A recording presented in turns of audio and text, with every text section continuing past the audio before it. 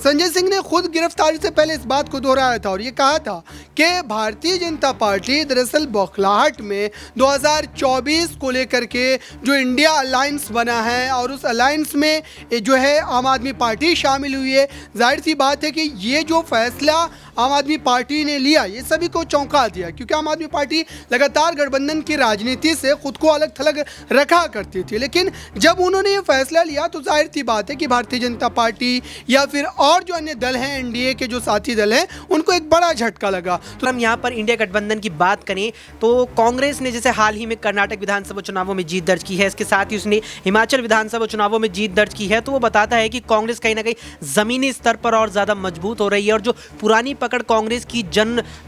लोगों में थी, लोगों में जो कांग्रेस की जो पुरानी पकड़ थी, वो कहीं ना कहीं कांग्रेस दोबारा से वो बना पा रही है और वापस वहाँ पर आ रही है। नमस्कार, आप देख रहे हैं नेक्स्ट 9 आवाज, मैं हूँ आपके साथ आकाश टिवी।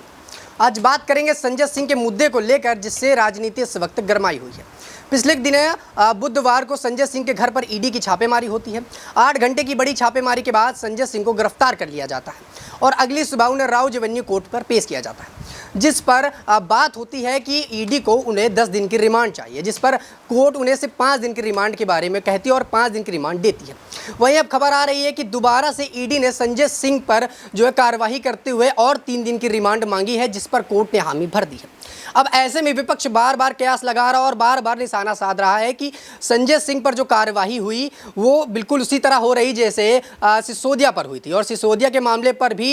ईडी ने छापेमारी कर इसी तरह पकड़ा था। वहीं अब विपक्ष इस बात का भी दावा करता है कि बीजेपी पार्टी के नेता जानबूझकर ईडी पर जो है अपने गिरफ्त पर लेकर उनसे कार्यवाही करवाते हैं, मतलब चुनाव आने वाले हैं और चुनाव से पहले बीजेपी पार्टी ये चाहती है कि कोई ऐसा मुद्दा होना चाहिए जिससे इंडिया गठबंधन यानी कि विपक्ष को दबाया जा सके। और ऐसी तमाम बातें नेता कहते हुए नजर आते हैं। राहुल गांधी कई बार कहते हुए नजर आ रहे हैं और केजरीवाल भी इस बात का साफ तौर पर कहते हैं कि इनको कभी भी कार्यवाही में कुछ नहीं मिलता, हर बार ये खाली हाथ लौट आते हैं। और ऐसा ही सिसोदिया मामले में हुआ था और ऐसा ही संजय सिंह के मामले में हुआ था। अब बात उठाई जा रही है ईडी पर। क्या ईडी सचमुच बीजेपी के कठपुतली हो गई है? क्योंकि पिछले दिनों देखा गया कि बीजेपी पार्टी के कहने पर कई बार ईडी ने छापेमारी की और ऐसे तमाम बातें विपक्ष के नेताओं ने कही। इन्हीं सब मुद्दों को जानने के लिए आज अपने न्यूज़ रूम पर बात करेंगे अपने सहयोगी अबरार से, और अबरार से जानेंगे क्या सचमुच बीजेपी जो है ईडी को अपनी कठपुतली बना करना चाह रही है या बीजेपी जानबूझकर ऐसा कर रही है, क्योंकि 2024 के लोकसभा चुनाव आने वाले हैं। और ऐसे में अगर कोई पार्टी अपना काम जो बढ़ाती है, राजनीतिक रच्चों से स्थापित करना होता है, तो किसी दूसरी पार्टी को गिराने का प्रयास जरूर करती है। अबरार, आपका बहुत बहुत स्वागत है हमारे साथ। मेरा सवाल आपसे रहेगा, क्या बीजेपी की सचमुच ईडी कठपुतली बन चुकी है? क्योंकि पिछले दिनों देखा गया कि जिस प्रकार सिसोदिया के घर पर कार्रवाई हुई और अब संजय सिंह के घर पर कार्रवाई हो रही है और इसके बाद आपके एक और नेता के घर पर ईडी ने छापेमारी की, तो क्या ऐसे में बीजेपी पार्टी पर जो इल्ज़ाम लगाए जा रहे हैं कि ईडी उनके अंडर पर काम कर रही है, आपका क्या कहना होगा इस पर? देखिए, लगातार इस तरीके के आरोप जो है वो लगाए जाते रहे हैं, चाहे वो कांग्रेस की सरकार रही हो या भाजपा की सरकार है इस समय, तो कहीं ना कहीं ईडी सीबीआई का दुरुपयोग जो है वो होता रहा है अलग अलग सरकारों में। इस तरीके से आज जिस ढंग से भाजपा के ऊपर ये आरोप लगा रहे हैं विपक्षी दल, ठीक इसी तरीके से जब यूपीए 1 यूपीए 2 की सरकार रहा करती थी उस समय जो है भाजपा वाले आरोप लगाते थे। तो कुल मिलाकर के मामला ये है कि 2024 को लेकर के जो इस समय लगातार विपक्ष के नेताओं को कहीं ना कहीं जो है ईडी जो है लगातार कई मामलों को लेकर के उसके खिलाफ जो है कार्रवाई कर रही है। तो जाहिर सी बात है कि अगर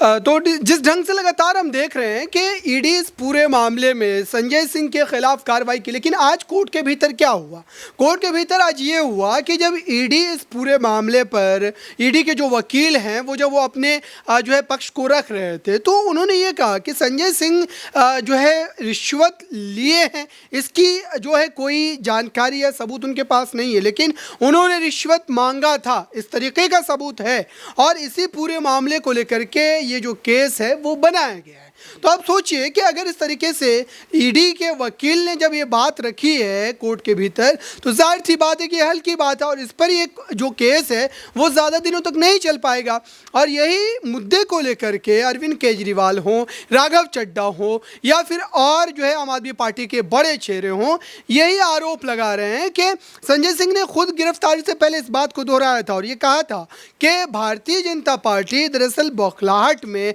2024 को को लेकर के जो इंडिया अलायंस बना है और उस अलायंस में जो है आम आदमी पार्टी शामिल हुई है। जाहिर सी बात है कि ये जो फैसला आम आदमी पार्टी ने लिया ये सभी को चौंका दिया, क्योंकि आम आदमी पार्टी लगातार गठबंधन की राजनीति से खुद को अलग थलग रखा करती थी, लेकिन जब उन्होंने ये फैसला लिया तो जाहिर सी बात है कि भारतीय जनता पार्टी या फिर और जो अन्य दल हैं, एनडीए के जो साथी दल हैं, उनको एक बड़ा झटका लगा। तो स्वाभाविक सी बात थी कि जो भारतीय जनता पार्टी और आम आदमी पार्टी के बीच जो ये रस्साकशी का खेल है वो बढ़ना था, क्योंकि इससे पहले भी जो एमसीडी में भाजपा ने लगभग 15 साल की जो ये सरकार चली आ रही थी एमसीडी में भाजपा की, उसको उखाड़ फेंका। तो ये बीजेपी के लिए खुले तौर पर चुनौती थी और ये मामला मुझे लगता है कि 24 के चुनाव जैसे जैसे नज़दीक आएंगे वैसे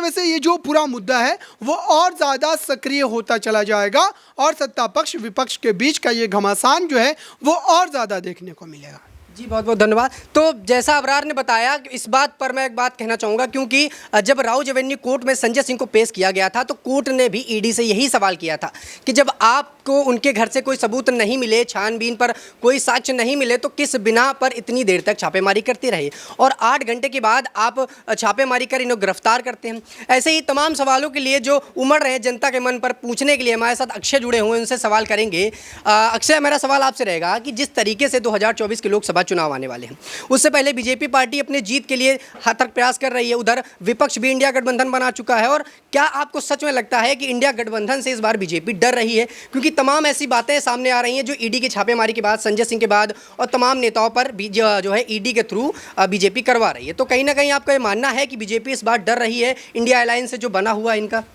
देखिए, इंडिया गठबंधन में जो तमाम 28 राजनीतिक दल हैं, तो उसमें सबसे जो अनुभवी राजनीतिक दल है, राजनीतिक पार्टी है, वो कांग्रेस है। और कांग्रेस से अगर हम यहाँ पर इंडिया गठबंधन की बात करें तो कांग्रेस ने जैसे हाल ही में कर्नाटक विधानसभा चुनावों में जीत दर्ज की है, इसके साथ ही उसने हिमाचल विधानसभा चुनावों में जीत दर्ज की है, तो वो बताता है कि कांग्रेस कहीं ना कहीं ज़मीनी स्तर पर और ज़्यादा मजबूत हो रही है। और जो पुरानी पकड़ कांग्रेस की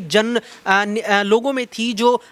लोगों में जो कांग्रेस की जो पुरानी पकड़ थी, वो कहीं ना कहीं कांग्रेस दोबारा से वो बना पा रही है और वापस वहां पर आ रही है। इसके अलावा जिस तरह से राहुल गांधी ने भारत जोड़ो यात्रा निकाली थी, यहाँ पर गौर करने वाली बात यह है कि राहुल गांधी की जो भारत जोड़ो यात्रा थी वो एक सीमा में निकली थी। सीमा यानी कि उन्होंने भारत के दक्षिणी हिस्से से भारत जोड़ो यात्रा की शुरुआत की थी और वो देश के उत्तर यानी कि जो सबसे उत्तरी इलाका देश का पड़ता है यानी कि जम्मू कश्मीर तक वो यात्रा गई थी। यानी एक भारत जोड़ो यात्रा राहुल गांधी की एक सीधी रेखा में थी और उसी ही रेखा के अंदर कर्नाटक भी आता है, साथ ही हिमाचल प्रदेश भी आता है। यानी कि भारत जोड़ो यात्रा जहां से राहुल गांधी की होकर निकली, उसके बाद उनमें से कुछ राज्यों में विधानसभा चुनाव हुए और दो राज्यों में वहाँ पर विधानसभा चुनाव हुए, दोनों में ही बीजेपी सत्ता में काबिज थी और दोनों ही राज्यों में सत्ता पलटी। बीजेपी सत्ता से बाहर हुई और कांग्रेस ने सत्ता में वापसी की। तो यहाँ पर जो राहुल गांधी की भारत जोड़ो यात्रा रही है उसने कहीं ना कहीं कांग्रेस को ज़मीनी स्तर पर बहुत मजबूत किया है और कांग्रेस की लोगों के दिलों में वापसी कराई है, जिसका परिणाम हमें खास तौर पर कर्नाटक और क्या कहते हैं कि हिमाचल प्रदेश के विधानसभा चुनावों में देखने को मिला। इसके साथ ही राहुल गांधी की भारत जोड़ो यात्रा का जो दूसरा पार्ट है, जिसे पार्ट 2 भारत जोड़ो यात्रा कहा जा रहा है, वो भी कहीं ना कहीं शुरू होने वाली है। तो जिस तरह से यहाँ पर भारत जोड़ो यात्रा से कांग्रेस ने लोगों के दिलों में अपनी जो जगह वापस से पाई है, उसका हमें चुनावी परिणाम में नतीजा देखने को मिला है। और ये जो चुनावी परिणाम में नतीजा है, ये जो अगले साल के जो 2024 के लोकसभा चुनाव है उसमें भी कहीं ना कहीं असर डालने वाला है। इसके अलावा अगर हम यहाँ पर बात करें, जिस तरह से आपने मुझसे पूछा कि जो खासतौर पर इंडिया गठबंधन है वो किस तरह से यहाँ पर एनडीए को चुनौती देने वाला है, खासतौर पर बीजेपी को। देखिए, इस डर की बात आपने यहाँ पर की तो उसका अंदाजा हम इसी बात से लगा सकते हैं, जब इंडिया गठबंधन यहाँ पर जुटा, इंडिया गठबंधन सामने आया, तो उसके बाद से बीजेपी का जो एनडीए गठबंधन है यानी कि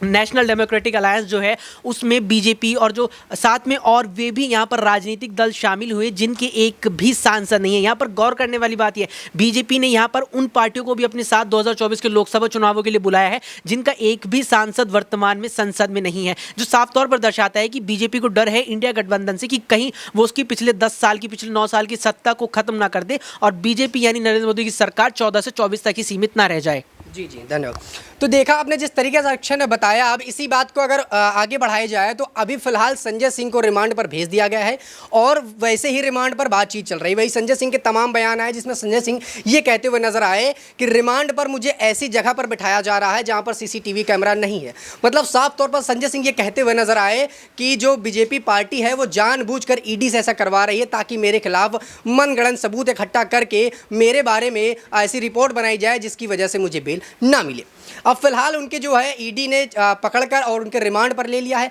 अब देखना हो गया कि इस रिमांड के बाद संजय सिंह को बेल मिल पाती है नहीं, क्योंकि मनीष सिसोदिया का केस अभी पेंडिंग में और लगातार उस पर भी केस चल रहा है और संजय सिंह के साथ भी वही हुआ। अब संजय सिंह को जो है बेल मिलती है या वो चुनाव लड़ पाते हैं या नहीं, ये देखने वाली बात रहेगी। फिलहाल के लिए इतना ही। देश दुनिया की तमाम खबरों से जुड़े रहने के लिए देखते रहिए नेक्स्ट 9 आवाज़।